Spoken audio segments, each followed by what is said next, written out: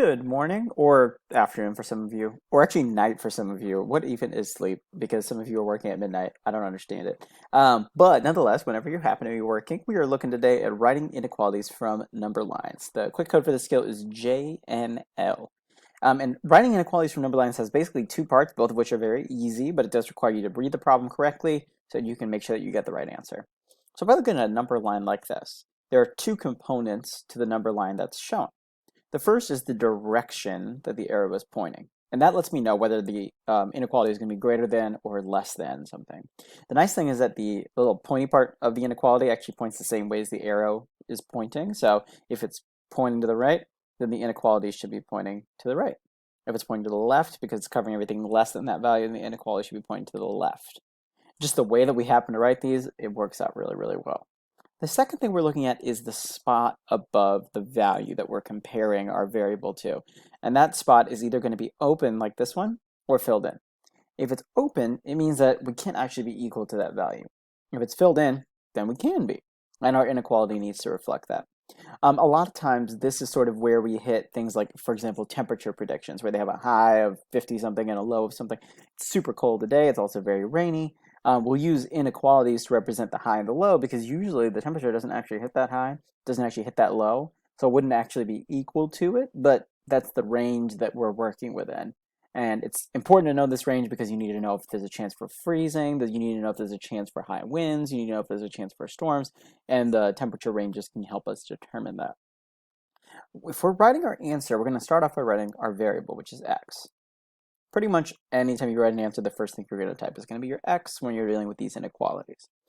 Then we figure out the direction of the arrow. Since it's shading to the right, x is greater than something. And finally, I need to figure out, is it greater than or equal than? And I see that this is open, so it can't be equal to, it has to be just greater. Now, I can see here this is pointing to the right, just like this arrow is pointing to the right, but the other thing to know is that this is the bigger side, which shows me that x is greater, and whatever's on the other side of it is going to be less. So I have to figure out, what is it greater than? Well, it's greater than where the dot is 8. Let's do 4 more examples, and then you should be on track to get a smart score of 80. All right, part 1, the direction of the arrow. X is greater than something because it's moving to the right, which is every number shaded that is bigger than this. Second thing, open or closed. This one is open, so it can't be equal to this number. And the number that we're comparing x to is 3. So x greater than, not equal to, 3.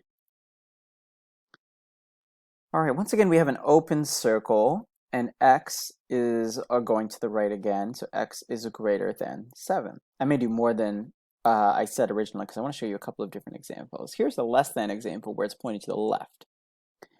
Again, I want to make sure that inequality is basically pointing the same way as my arrow. And again, I have an open circle, so it's not going to be less than or equal to. It'll just be less than whatever this number is, which is 7. We've seen 3 examples like this. So x to the right is greater than, not equal to, it's not shaded, and the number that is comparing to is 5. Here we see an example of what it would look like if it's shaded in. So I know that x is greater than 5, but because it's shaded at 5, it also can be equal to 5. And to represent that, we have this little line, kind of like the bottom of an equal sign, that's hiding underneath the greater than. This is a common mistake that people will make, is if we're not reading this line carefully and trying to figure out what's shaded, what's not, we'll get stuck. So x is greater than or equal to 5. All right, let's do 2 more to see if we can find a less than or equal to, but otherwise I may have given you all the answers, so I'm going to leave you on your own after that.